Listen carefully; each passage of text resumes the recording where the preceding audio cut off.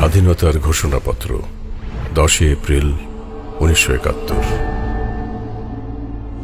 1971 সাল 7ই March racecourse ময়দান।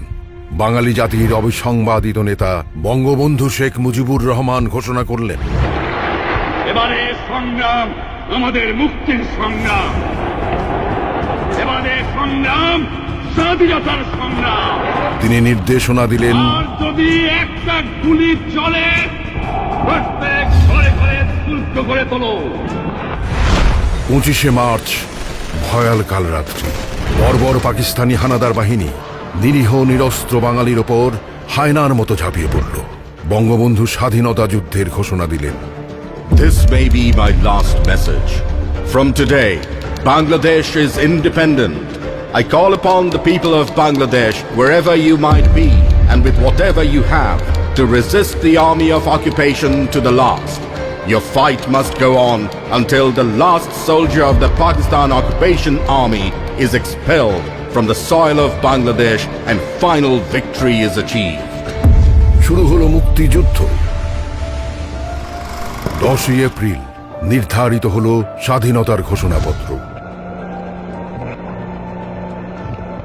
স্বাধীনতার ঘোষণাপত্র, মুজিবনগর, বাংলাদেশ, 10 এপ্রিল 1971।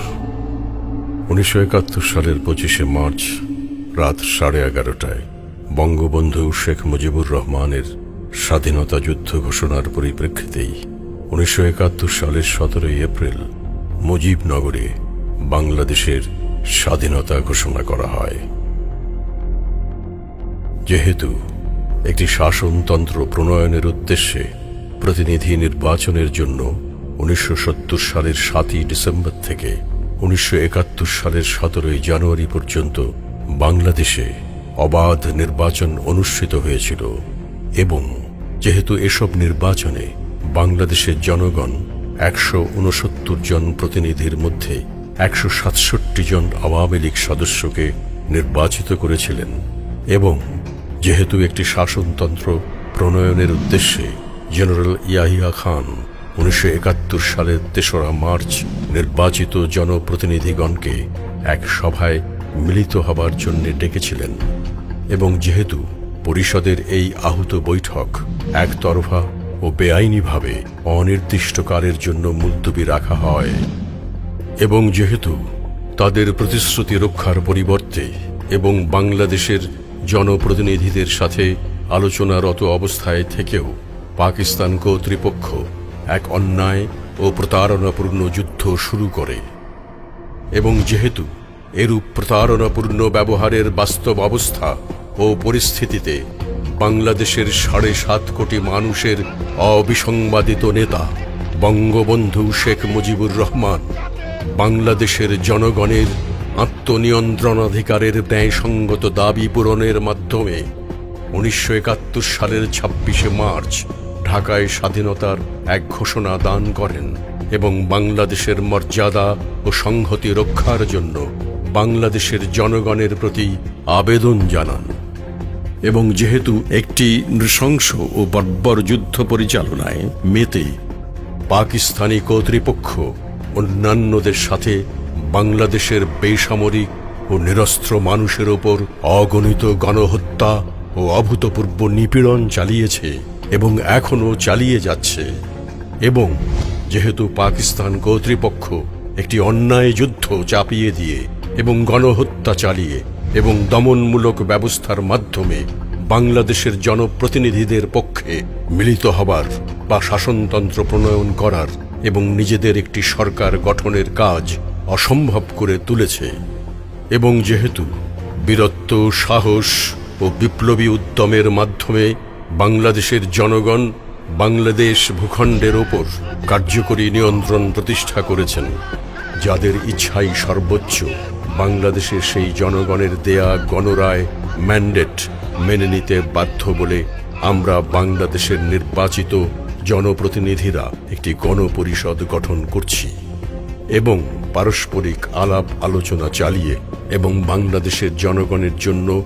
সাম্য, মানবিক মর্যাদা ও সামাজিক ন্যায় বিচারের নিশ্চয়তা বিধানের জন্য বাংলাদেশকে একটি সার্বভৌম গণপ্রজাতন্ত্র হিসাবে গঠন ও ঘোষণা করছি এবং এর মাধ্যমে বঙ্গবন্ধু শেখ মুজিবুর রহমানের স্বাধীনতা ঘোষণার প্রতি অনুসমর্থন দান করছি এবং সুনিশ্চিতভাবে ঘোষণা করছি ও অঙ্গীকার নিচ্ছি যে একটি শাসনতন্ত্র প্রণীত না হওয়া পর্যন্ত বঙ্গবন্ধু শেখ মুজিবুর রহমানই থাকবেন এই প্রজাতন্ত্রের রাষ্ট্রপতি এবং সৈয়দ নজরুল ইসলাম থাকবেন উপরাষ্ট্রপতি এবং রাষ্ট্রপতি প্রজাতন্ত্রের যাবতীয় সশস্ত্র বাহিনীর সর্বাধিনায়ক হবেন।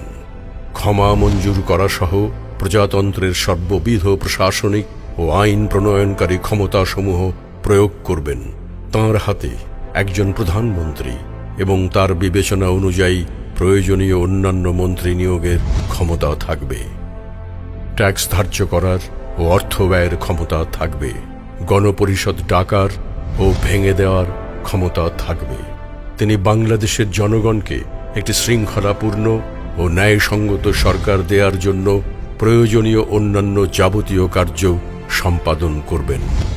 আমরা বাংলাদেশের জনগণের নির্বাচিত প্রতিনিধিরা আরও অঙ্গীকার করছি যে কোনো অবস্থায় রাষ্ট্রপতি না থাকলে অথবা রাষ্ট্রপতি তাঁর কার্যভার গ্রহণে অসমর্থ হলে বা যে কোনো কারণে রাষ্ট্রপতি তাঁর ক্ষমতা প্রয়োগ করতে না পারলে রাষ্ট্রপতির ওপর ন্যস্ত সমস্ত ক্ষমতা, কর্তব্য ও দায়িত্ব উপরাষ্ট্রপতির উপর বর্তাবে এবং তিনি তা প্রয়োগ করবেন। আমরা আরও অঙ্গীকার করছি যে বিশ্ব পরিবারের সদস্য হিসাবে সকল কর্তব্য এবং দায়িত্ব পালন ও বাস্তবায়িত করব এবং জাতিসংঘের সনদ মেনে চলব। আমরা আরও ঘোষণা করছি যে স্বাধীনতার এই ঘোষণাপত্র 1971 সালের 26শে মার্চ থেকে কার্যকরী হয়েছে বলে গণ্য করা হবে। আমরা আরও ঘোষণা করছি যে এই দলিলটি কার্যকরী করার উদ্দেশ্যে অধ্যাপক ইউসুফ আলীকে যথাযথভাবে রাষ্ট্রীয় কার্য পরিচালনার ভারপ্রাপ্ত ব্যক্তিরূপে নিয়োগ করা এবং রাষ্ট্রপতি ও উপরাষ্ট্রপতির কার্যভার গ্রহণের শপথ অনুষ্ঠানের কাজ পরিচালনার দায়িত্ব অর্পণ করা হলো। বাংলাদেশের অস্থায়ী সরকার গঠনের চূড়ান্ত সিদ্ধান্ত 1971 সালের 10ই এপ্রিল তারিখে গ্রহণ করা হয় এবং 1971 সালের 17ই এপ্রিল এক গণসমাবেশে এই সম্পর্কে আনুষ্ঠানিক ঘোষণা প্রকাশ করা হয়। এই ঘোষণাপত্রের ভিত্তিতেই 9 মাসের রক্তক্ষয়ী সংগ্রামের মধ্য দিয়ে বাঙালি জাতি স্বাধীনতার লাল সূর্যকে ছিনিয়ে আনে। বাংলাদেশ নামক স্বাধীন একটি রাষ্ট্রের অভ্যুদয় ঘটে বিশ্ব মানচিত্রে। স্বাধীনতার যেই স্বপ্ন বাঙালির চোখে এঁকে দিয়েছিলেন হাজার বছরের শ্রেষ্ঠ বাঙালি, জাতির পিতা বঙ্গবন্ধু শেখ মুজিবুর রহমান।